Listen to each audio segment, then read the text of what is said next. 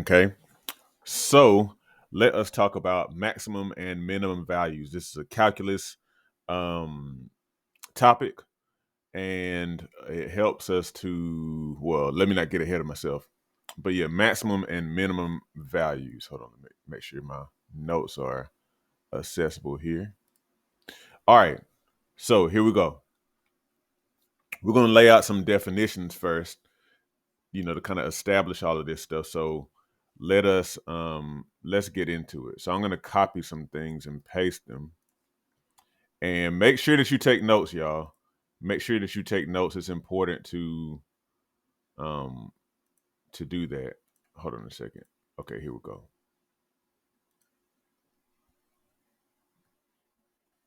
All right. So here's the first one.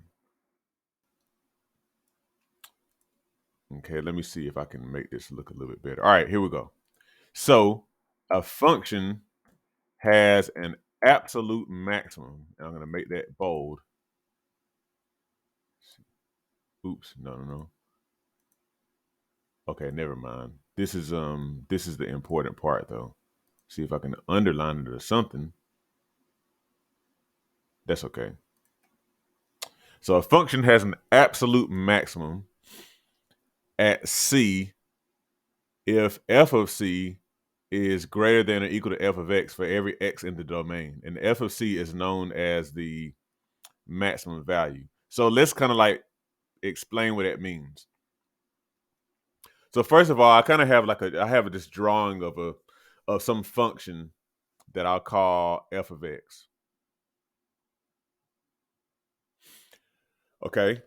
So when we're talking about maximums and minimums, we're talking about, a function will have, well, a lot of functions will have peaks and valleys.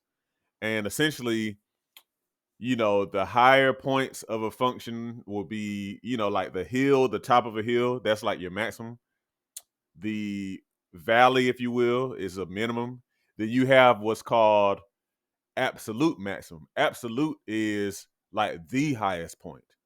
So a function has an absolute maximum at C if f of C is greater than or equal to f of x for every x in the domain. So basically, let's say, so we can eyeball this and see here, for example, approximately here, we have some at this x value, which we'll call C, we have an absolute maximum.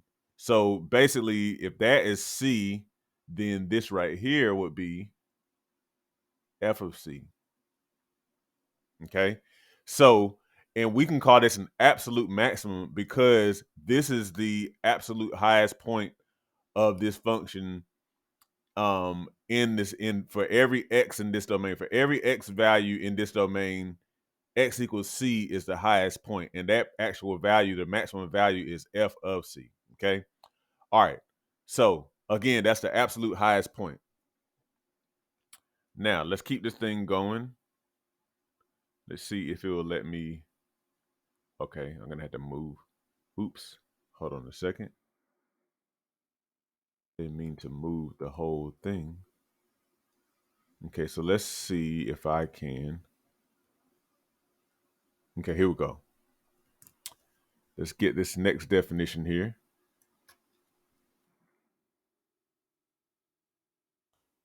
So a function has what's called an absolute minimum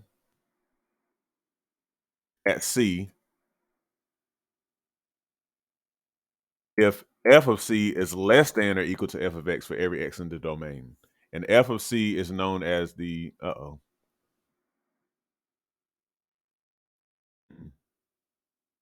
sorry about that, y'all. This thing is kind of doing stuff that I didn't necessarily expect. Okay, there we go. Okay. And f of C is known as the minimum value. So it's going to have to be offline because it's not really doing what I want it to do, but it's okay. Okay, there we go. There we go. Now we're cooking with hot grease. All right. So a function has an absolute minimum at C if f of C, whatever the y value is, is less than or equal to f of x for every x in the domain. So for example, in this case here, so in this case here, we would say like this is our lowest point, our absolute minimum, because there is, for the rest of the domain, there is no point that is lower. Okay. So in this case, we would have, that would be the lowest value right here, f of c, and the c value is where x is equal to c here for that absolute minimum. Okay. All right. Good. Now let's keep the definitions coming. Now we're going to talk about what you would call,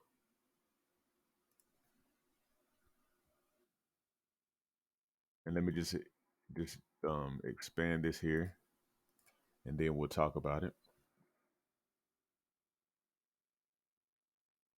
Okay. So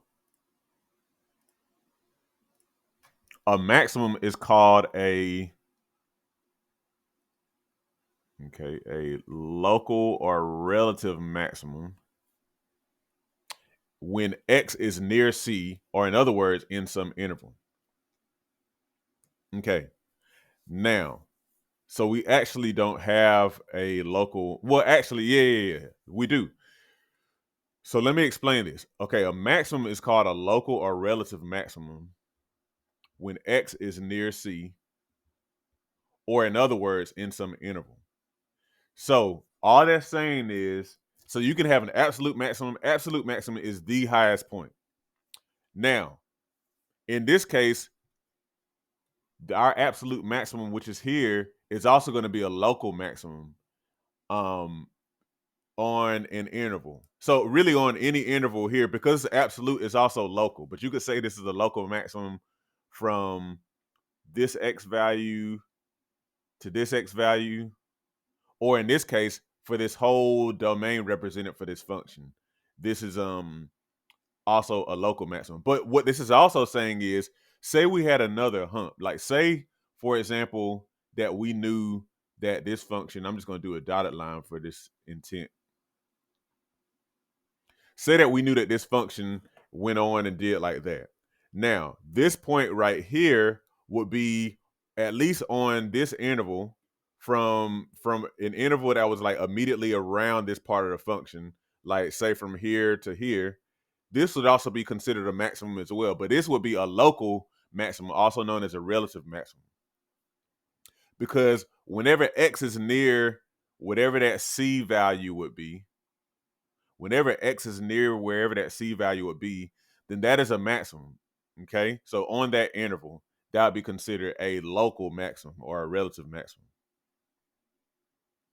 Okay, now let's keep this thing going here. Get one more definition, and then we will keep on going. All right. Oh, I don't know why this thing keeps on doing that. Sorry, guys. Okay, there we go. All right. So a minimum is called a local or relative minimum. Keeps on switching my pen here. A local or relative minimum. So I should be able to take that off. Okay. When x is near c, or in other words, in some interval. So if you look at this here, here's a minimum right here. Now, it is not the absolute minimum. This is the absolute minimum down here on the function because it's the lowest point on this function. But in an interval that is immediately around this little valley here, this is what you would call a local or a relative minimum. Okay. So this is not the lowest point, but it is a low point. And so that's what makes that a minimum. When you look at that interval, maybe from here to here, or even from here to there, that is a minimum. So it's a local minimum. Okay. All right. Very good. Now, what I want us to do is I want us to look at a couple of other examples, and then we'll give a couple of definitions, and then we'll be soon thereafter wrapping this thing up. So let's see. So we're going to take these off of here. Let's see if I can get rid of these. If you need the definitions, just go back in the video. So let us do this. So I'm not reinventing the wheel. Let me kind of keep some of this stuff. Let's see. It's pretty nifty here. I don't always use this to record. Um,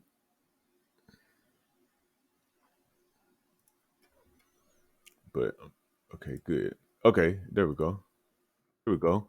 All right. So now what I'm going to do, I am going to draw f of x equals cosine x, or at least a very kind of like raw, um, if it'll let me. Okay. So let's switch into red here. So f of x equals cosine x looks something like this. Comes down and up and so on and so forth, right? So this is cosine x. Okay. With the top value, uh-oh, just keep it in black. Well, the bottom value here is -1. The top value is going to be 1.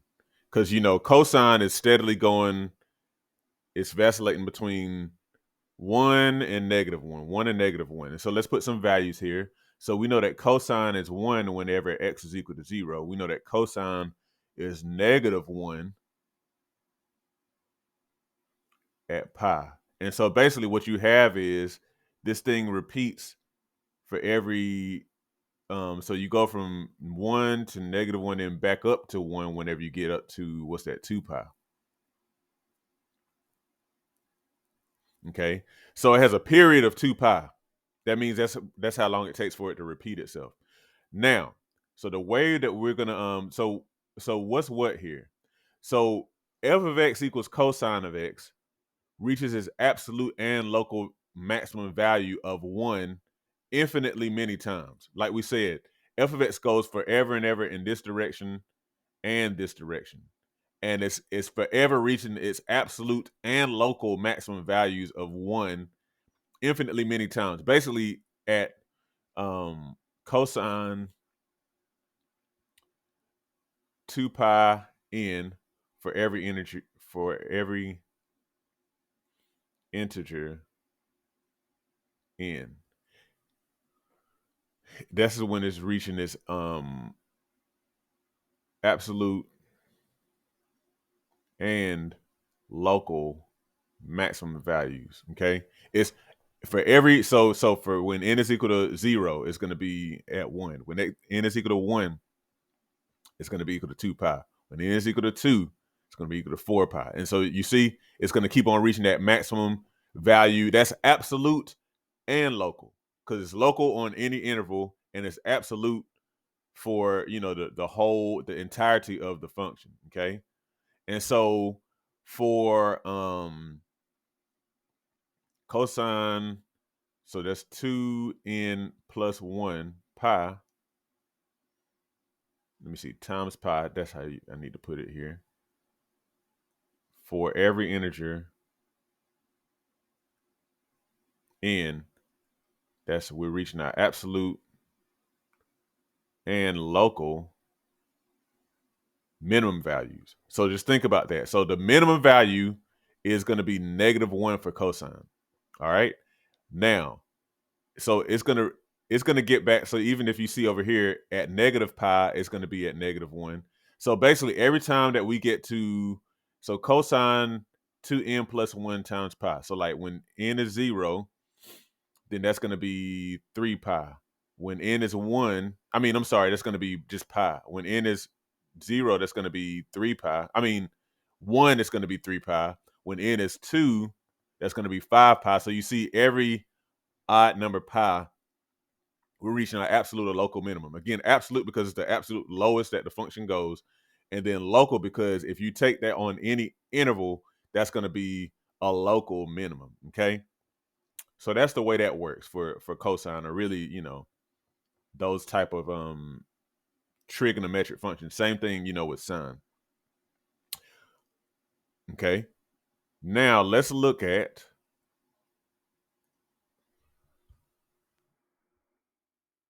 something else here. I will leave some of this stuff here because it doesn't really matter as much. Delete that. All right, check this out. All right, say that we have one of these here. Okay, just try to draw this as cleanly as I can.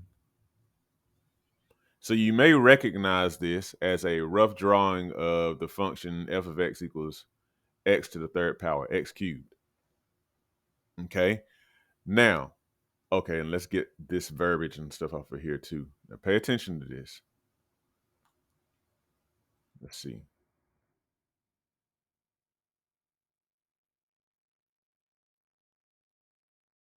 Get all this off so that it's not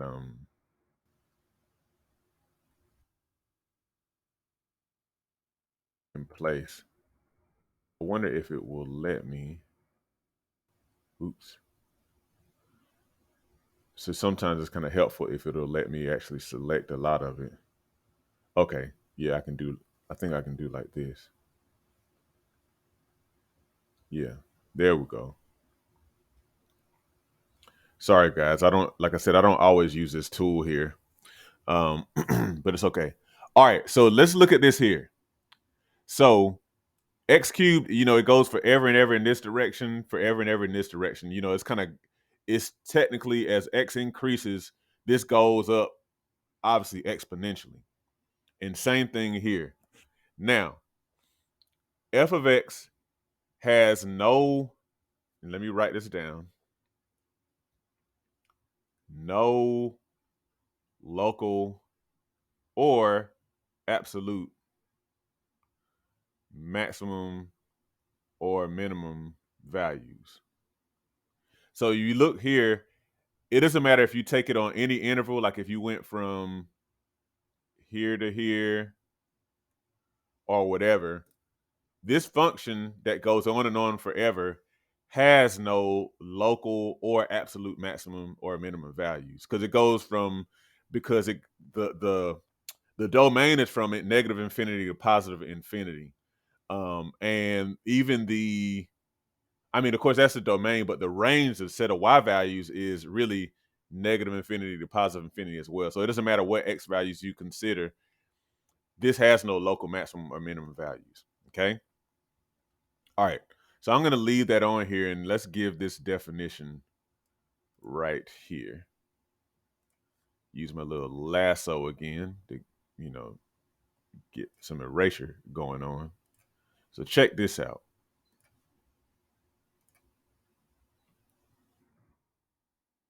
All right. Let's see if I can clean this up here. So the extreme value theorem, and let me underline this so it's more clear. So the extreme value theorem, and so keep this in mind. Maximum and minimum values are also known as extreme values or extrema, just so you'll know. So the extreme value theorem says that if f is continuous, a function f is continuous on a closed interval. So you have a function on a closed interval, a to b, then f attains an absolute maximum value, f of c, and an absolute minimum value, f of d, at some numbers c, d, and ab. Okay. So that kind of changes this up a little bit. That's why I have f of x equals x cubed still up here. So basically, let's say, okay, this would be, so we have a closed interval here.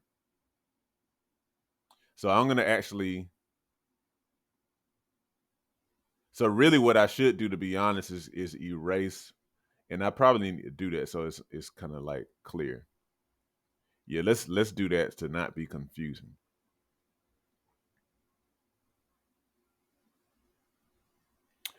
So this is still f of x equals x cubed, but we're on a closed interval. So what happens is, if f is continuous on a closed interval, then f attains an absolute maximum value f of c and an absolute minimum value f of d at some number c and d. That means that a function like f of x equals x cubed can have a maximum and a minimum on an interval. Okay, so in other words, we have f of x equals x cubed from a to b. So in this case, if this says f attains an absolute maximum value f of c, so that means in this case, b is going to be equal to whatever that c value is. And then there's your maximum. Okay. So on this closed interval, it just so happens that b ends up being where you're at where you have a maximum. Okay. And then a is equal to d. So this is f of d. So there you have a minimum value, but that's specifically because we've literally closed this interval, and because the function is continuous, that means it doesn't have any breaks in it on that closed interval. So this also means that a function may not have extreme or maximum or minimum values if it's not continuous and on a closed interval. Okay, it may not. Okay, so I probably need to illustrate that as well. So I'm going to draw that on here. Make sure you keep this in mind. Just rewind the video if you need to kind of like think about what I said here a little bit. But let's kind of explain what I just said, this last part of this extreme value theorem. See if I can erase this without messing up my graph. So say, for example, you have something that kind of looks like this here. Okay. So say, for example, you have a function that looks kind of like this. So it starts here and does that number. And then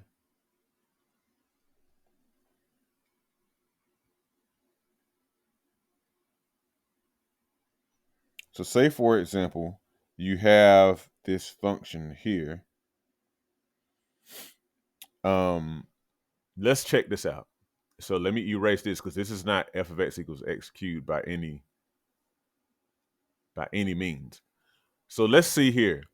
So the extreme value theorem says that if f is continuous on a closed interval, then it attains an absolute maximum and an absolute minimum value. Okay.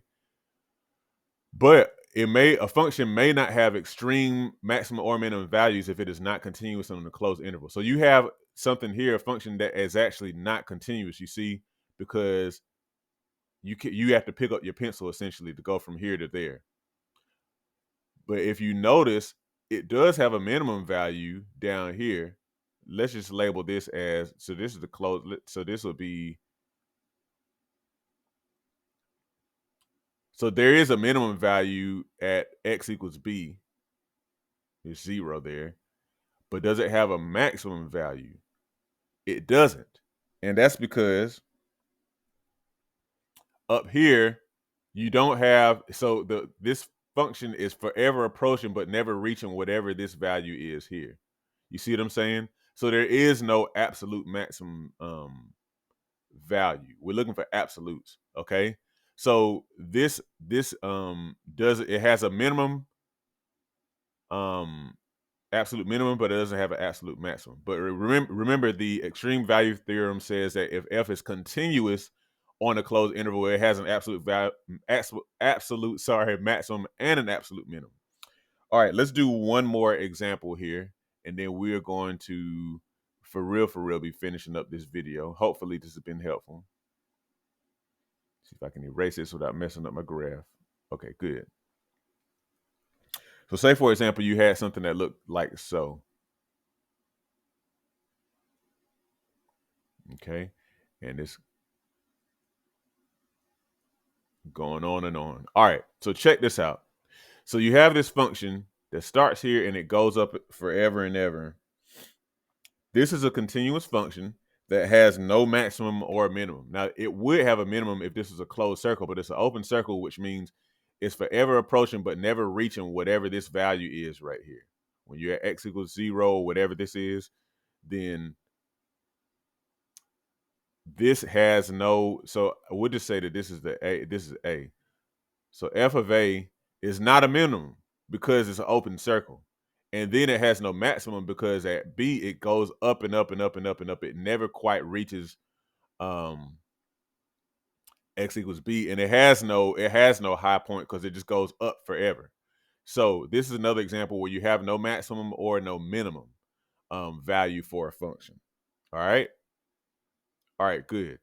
So what I'm going to do here is I'm going to let this be it for this video because it's already gone long enough. Next time we're going to talk about using the derivative to determine maximum and minimum value location. Okay, this is long enough for this video. Make sure you remember that you can, if I can find my mouse cursor, you can sign up for tutoring using this link down here.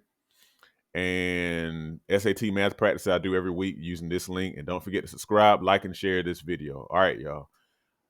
Good stuff. And make sure again that you stay tuned. Let me go ahead and wrap this up.